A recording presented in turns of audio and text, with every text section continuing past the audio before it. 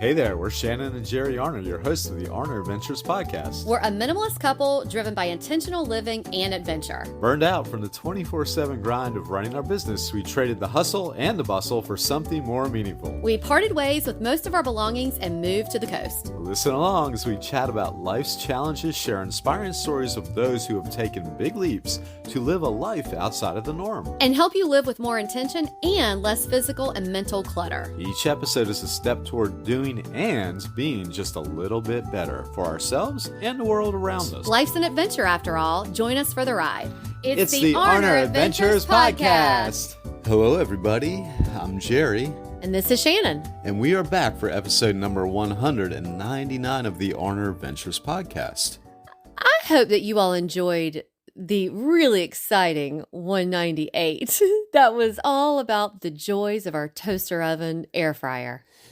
Yeah, it's all downhill from here, but seriously, that was a peak moment for us. You know, as we creep up to 200, you'd think that 200 would be the really exciting one, but 198 is what Jerry was really looking forward to. We did peak at 198, but 200 is still in itself an exciting landmark that we're gonna yeah, we will acknowledge it. It is pretty exciting. Yeah, it's gonna be a high point anyway, but let's not overlook 199. We're at 199 right now, and it's really all numbers when it just comes down to it. That's true. The content is never less or more important. Not at all. Not at all. Yeah. So let's get on with it. Let's get on with it. Yeah. First of all, we hope that everyone out there is doing well. We have some new listeners, it looks like, and we just really appreciate if you found us and you're sticking around. Thank you. If you've been with us since the beginning, thank you. If you joined us for the really exciting toaster oven episode, you're sticking around, an extra special thank you. Yeah, sure. Oh, and if you want to take a break and join us again sometime down the road, that's fine too. We welcome any kind of listening. Yeah, yes, that it can be done out there. So anyway, moving on. Today we're going to talk about how to romanticize the everyday chores. Yeah. So when we say how to romanticize, we don't necessarily mean, getting all lovey-dovey. Valentine's Day chore like here. I don't even know what I'm saying there, but we're not talking about in the relationship sense. We're talking about kind of when we talked about the idea of romanticizing your life, like making it more enjoyable, where you don't look at your chores and you're dreading them. Not everything in life is about big adventures or perfectly staged moments. It's like a shift in how we experience our days, and that's what we're talking about. Things like from slowing down enough to make the ordinary tasks feel meaningful, because you can do that. It's not about adding more to your plate. It's about seeing the beauty. There we go. Seeing the beauty in what's already there, even in chores. No, that's right. Yeah, because they're going to be there. They're every day, those chores, getting down to the real basics like, your laundry and your dishes. So, when you're putting up dishes and you want to go across the room after that to grab the broom to sweep, you might want to sashay across the room. Yeah, we'll talk about talk about it. Ahead of myself? Maybe so. Okay. Yeah. So, as we've talked about our lifestyle, we've learned about the value of intentional living. We've talked about on here, finding the joy in the everyday moments. Again, doesn't have to be filled with grand gestures. Lots of times these moments are coffee rituals, like sitting here in the mornings, having coffee together, walks with the dogs, the routines and rituals that help us create this calmer, more present life, like be here now, that mindset. Oh, yeah. No, definitely. And it is nice too, of course, when you're doing this, maybe on a weekend, on a day off, I like to slow my way into the day, and of course that's not always an option. Unless you wake up at maybe 4 a.m. or something. But like on a Saturday morning, like when we usually do these podcasts, a lot of those things take place. Right. Nice little walks with the dogs, some slow coffee sipping and all that stuff, and just kind of taking it all in. Yeah. Going out on the front porch, petting the cat, all that kind of stuff. So let's talk about maybe why do you do it? Why do you do it? Why do we romanticize everyday chores? Why are we even talking about it? Mm-hmm. So again, most of us see chores as obligations. I mean, it's something to get through, something you have to do to then move on and reward ourselves with the good stuff, right? Mm-hmm. But what if they can be the good stuff? So you just have to shift your perspective, transform routine tasks into grounding rituals that bring some calm, some order, and even joy into your daily life. Okay, yeah, you can do this by approaching chores intentionally. Turn mindless tasks into mindful moments. Create rhythms that bring more calm into your day. Music might help with that. Add small doses of beauty and presence without needing extra time or money. That's right. We love that. We love things that you can make changes in your life that are not huge. They don't require money. It's just things that are so attainable and that you can do. That's what we're aiming for here. Yeah. Let's talk about the first one that came to mind as something that we do now and something that is a really great way of romanticizing chores. Yeah, folding laundry with care. And this one comes easy to me because I kind of like folding laundry. Mm-hmm. And so instead of rushing through this, you can take a moment to slow down. You might have a playlist, like a music playlist or a podcast. You might light a candle or a torch. No, not a torch, just the Don't candle. do that. Yeah, and fold your laundry as you are curating a boutique. And it's like when we're saying that, like curating a boutique, it's almost like do it with care. Like you're the only person who's going to see it. So you're probably like, who cares what it looks like? But if you actually do care what it looks like and care about the way it hangs in your closet or care about the way it folds or rolls wherever it is, it does make things more intentional. Like when you're folding, you notice the textures of the different cloths. You can appreciate fresh scents if they've been hanging outside. Like we love that. We're sitting here talking about folding laundry, but it's also, I feel this way when I'm hanging the clothes out to dry too. Like I feel like I'm touching them in a way that sounds really weird, but touching them in a way that I hadn't before. But stack them neatly. It's just a way to show care for yourself and your things. That's right, and there's nothing weird about that. Right. So moving right along, making tea or coffee a ritual. Mm-hmm. Ooh, We're good at this. Yeah, this is a fun one for us. That morning or afternoon cup doesn't have to be a routine. Choose a mug you love. Which we do. Which we do. We each have our mug. And then I have my backup mug if I didn't wash the other one the day before. It's a little smaller, so I got to fill it twice. Right. So choose a mug you love. I have my main one and my backup. Add a splash of froth milk. You can put some honey in there or anything you want that makes that coffee taste better. We like a flavored creamer. Yeah, or like tea. This is the same thing with tea. You can have an afternoon tea and put honey in it or whatever. Yeah. And before you sip it, you can actually let the vapors it'll clear your sinuses out. Or give you a facial. Yeah. Open your pores. Open your pores, yeah. So when you're doing this, like really pay attention to I love the sound of coffee being poured into the cup. Yeah. I don't even know why so much, but I love that sound. Or if you have a kettle, it could be the sound of the kettle telling you that, the water's ready, or the smell of the beans, whatever it is.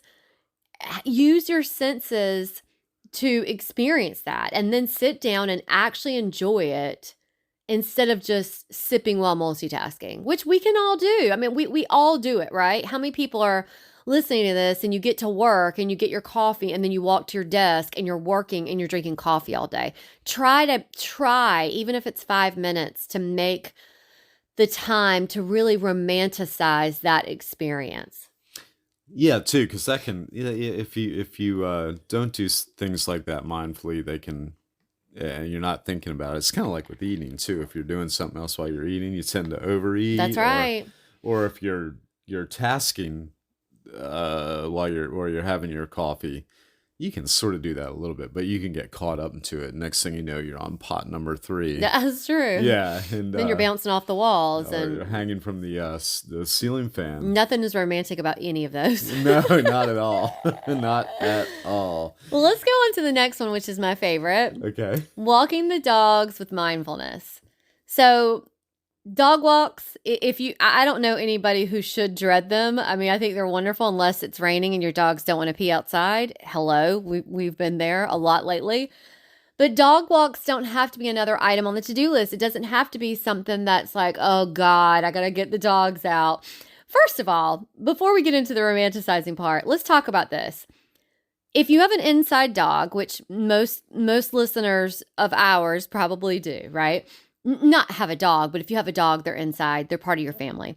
Okay, the most exciting part of their day is going out and sniffing new things. That is the most exciting part of their day. So try to be mindful of that especially going out and taking a walk with you. Because if you do have a fenced-in yard, hey, that's great. I mean, that is so convenient. My parents have it. It is so nice just to let the dogs out back and let them do their business and run. But dogs love going and experiencing new scents and smelling things that where other dogs have been and all of that. So when we talk about the mindfulness part and the romanticizing part, it's a great time, first of all, for you to have screen-free time, like a reset. It's also really great to pay attention to what they're paying attention to, because then you start going, oh gosh, like there's a lot of things that go on outside on walks that you don't even think about. Like every time they stop and sniff something was there, an animal or whatever, but you can notice the way the light hits the trees more. Listen to a podcast if you want, or walk in silence. There's advantages to both. I think you should have some time to walk in silence because, as we talked about, there's power of silence. Yeah. But your dogs are going to be happier and you're going to be happier. Well, yeah, and that brings up a good point. This is something that comes easy for me, letting them have their time to sniff and smell new scents, because I find it very relatable. When I'm out with them, I am on the same mindset as them. What you're sniffing? To sniff and find new scents. And I'll tell you what, just a little aside here, we had a little bit of excitement here last week when we noticed around the corner on the block behind us, they put in a new fire hydrant. And for the three of us, it was just our moment of zen that day. Yeah. Wow. Yeah. Okay, so if you're like Jer, yeah, you can stop and instead of stop and smell the roses, you can stop and smell the hydrant. That's right. We all have our thing, right? Uh-huh. Anyway, the next thing we're going to talk about is turning dishes into a reset.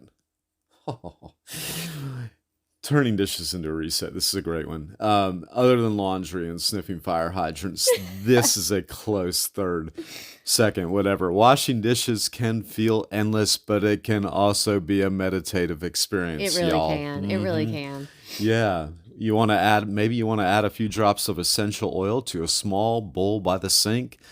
Listen to music, let the warm water become soothing. Mm-hmm. There's just an endless amount of things you can do for this. So instead of dreading the task, you're adding something into it that makes it more mindful and pleasant.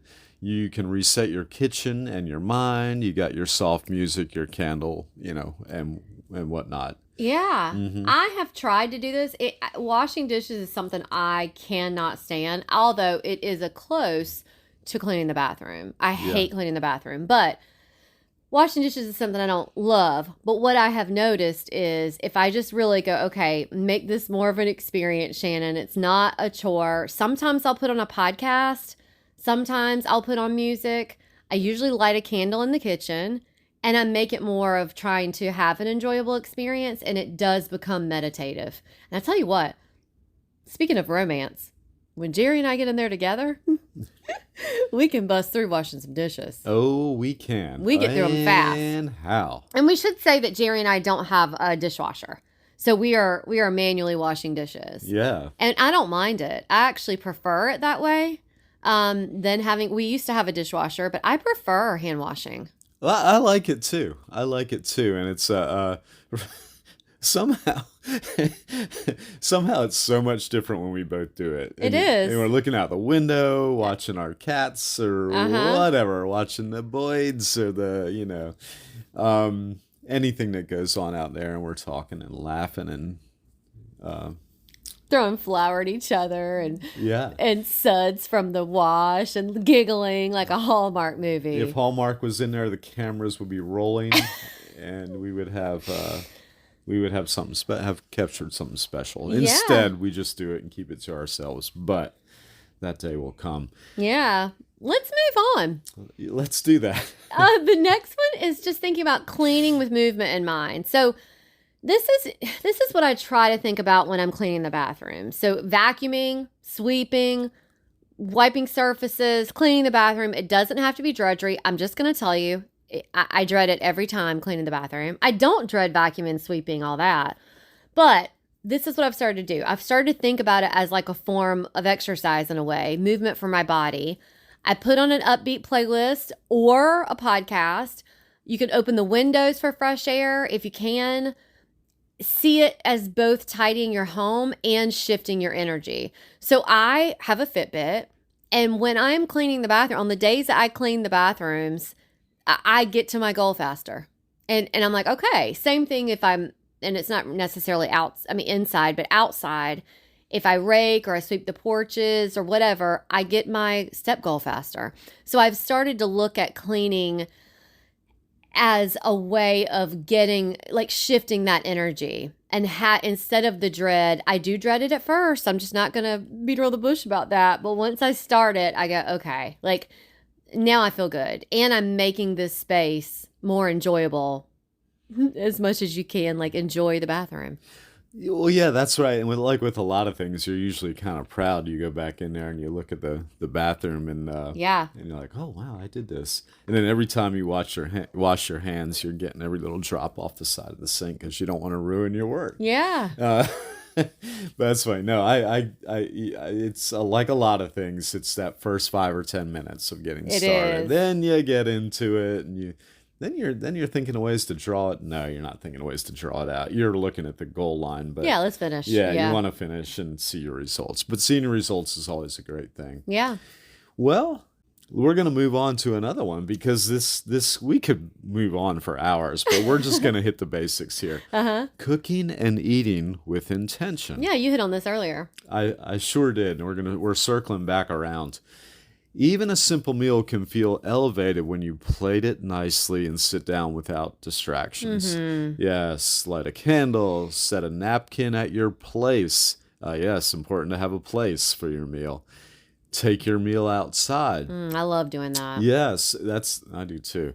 This will turn nourishment into a ritual rather than just a rushed task, and I think that was a more traditional thing that we've lost in the age of mass media. You know, you're looking at the TV, the phone, and all that stuff. And but yeah, sometimes eating, and you can think about the chewing and think about the flavors of the food and all that kind of stuff. Yeah. It's a good time to take a break from everything and indulge your senses. Yeah, you're right. It's sort of like, and I know that this, I don't know if this is, yeah, well, cooking and eating, but I'm going to talk about drinking, and this is probably a weird transition, but I do want to talk about it because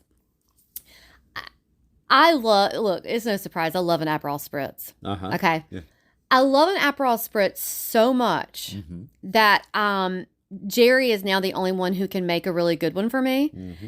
And when Jerry makes me an Aperol Spritz, I don't want to do anything else while I'm enjoying that Aperol Spritz because I want to taste every bit of it. I want to enjoy every single sip. I almost make that into a ritual. Like, Yeah. and it's not a ritual that I'm repeating all the time. I mean, I haven't had one in a couple weeks. Right, yeah. My birthday. But I love just sitting and enjoying the taste of that. And I think drinking is the same as eating. If you're just sitting in a bar and you're drinking and you're not being mindful of what you're drinking, it's the same thing as the food. You can overdo it. But if you're sitting and enjoying a glass of wine and you know, what does that wine do to your taste buds? How does it smell? And you're using your senses the same way as you do food, it becomes a much more enjoyable experience. Absolutely. Yeah, you make a good point there. Yeah, anytime you're in an area where there's a lot of stimulation, it's easy to get carried away with things. And that's where people eat and or drink too much at times. But yeah, when you're home, I like that you pointed that out, that you might separate one from the other. Then you got two good events. You got the Aperol Spritz here, and then you have the whatever delicious meal you've prepared for yourself over here. You've really stretched it out this way. We have a bottle of wine in the kitchen right now that I did a tasting and I loved it. And so I got the bottle of wine and I haven't opened it yet. I've come home at night and wanted to open it, but I'm like, I want it to be where Jerry and I are just sitting and enjoying it. Yeah. Because I loved it so much at the tasting. I don't want to just have it while we're watching TV or something because I know I'm not gonna enjoy it the same. And I really want to enjoy it. And that is a way, that's what we're talking about here, is being intentional. That is romanticizing. Well, yeah. And it also, but this is a whole nother category, but it's good habit as to enjoy alcohol responsibly and not make it a problem. Yeah. So, yeah. But that's a whole nother episode. No, it's probably one we it will won't do. be. It's another episode for somebody else.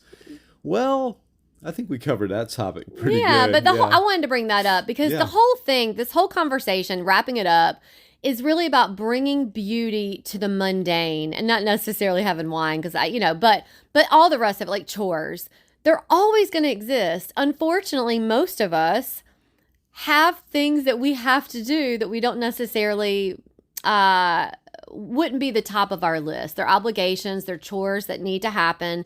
And when we approach them as rituals instead of burdens, it just gives us these small little chances to slow down and to reset and create an intentional rhythm in our lives. That's right. And this is something that we will continue to do unless one day I hold the winning lotto ticket in my hand, then I'll pay somebody else to do it and watch them. I'm kidding. I would do the work anyway, even if I was holding the winning lotto ticket. You're right. If we were loaded, we would still do the work. I'd still do it. Yeah. Yeah. We don't want to lose touch with these kind of things. Right. So, yeah, romanticizing the everyday is less about grand gestures and more about presence in the small moments that make up most of our days. If this episode resonated with you, or if you know of someone who would benefit from what we talked about, please share it with a friend. It's a great way of supporting the podcast, and we really appreciate it. Another way of supporting the pod is by leaving us a 5-star review or rating on the platform you are listening to us on. And go ahead and hit that subscribe button. That also supports us. You can always find us, the show notes, and sponsors who support the podcast at arneradventures.com. And until next time, enjoy the journey you're on. We're wishing you lots of adventures. Bye-bye.